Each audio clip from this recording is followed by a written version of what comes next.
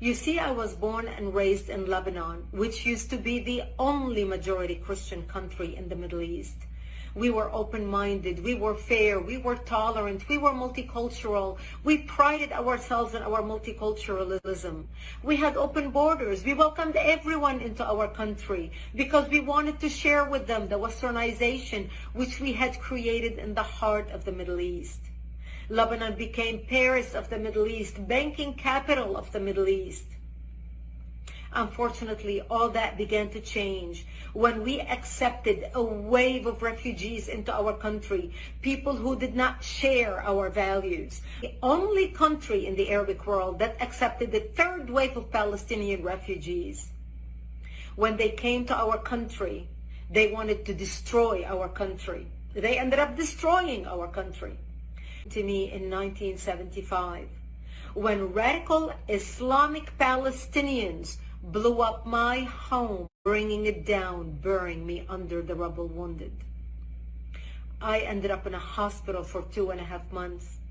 And as I laid in a hospital bed, hooked up to IVs, I would ask my parents, why did they do this to us? And my parents would tell me, because we are Christians, they consider us infidels and they want to kill us. So I learned since I was a 10-year-old little girl that I am wanted dead simply because I was born into the Christian faith and lived in a Christian town. We ended up leaving the hospital and coming back home, but my home was no longer the home I left.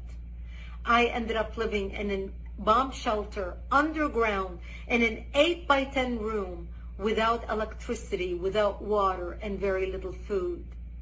And that's where I lived for the next 7 years of my life, from the age of 10 till the age of 17, robbed of my youth. The Palestinian Islamists cut off all water supplies to our town, cut off electricity, cut off food, and all existence. I remember a few years into the war, in the beginning we thought it's going to be a couple weeks. Then everybody's going to see the massacres that the Palestinians are doing to the Christians in Lebanon, how they put their heads together with the Muslims in Lebanon and declare jihad on the Christians. The massacres of children, the slaughter, even the crucifixion of Christian men on crosses. One of the famous city massacres was in the city of Damour in Lebanon, where they massacred the whole town.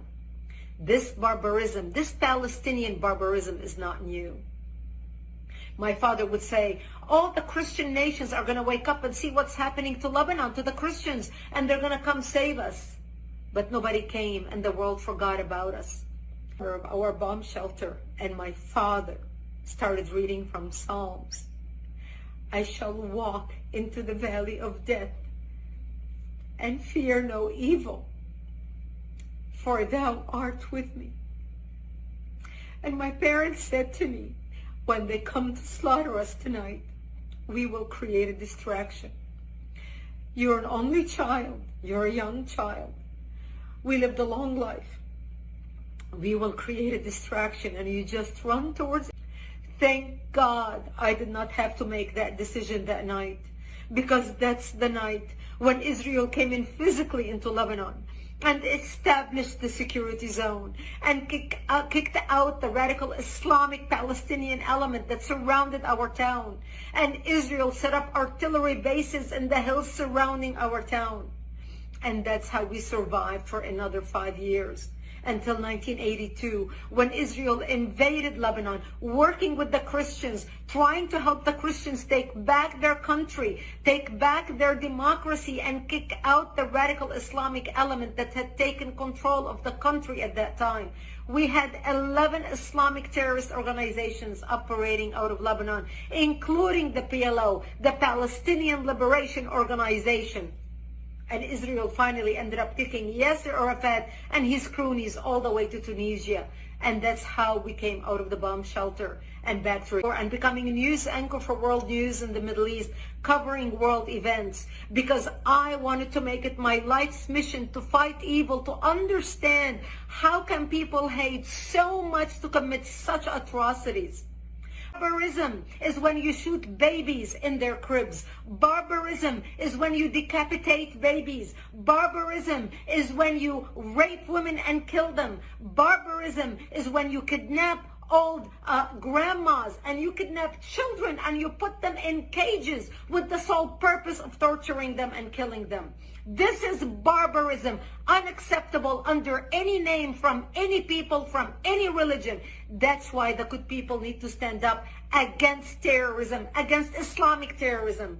Because what starts in the Middle East doesn't end in the Middle East. What starts between barbarism and civilization. This is a war between democracy and dictatorship. This is a war between goodness and evil. We either win or they win. We need to fight to win.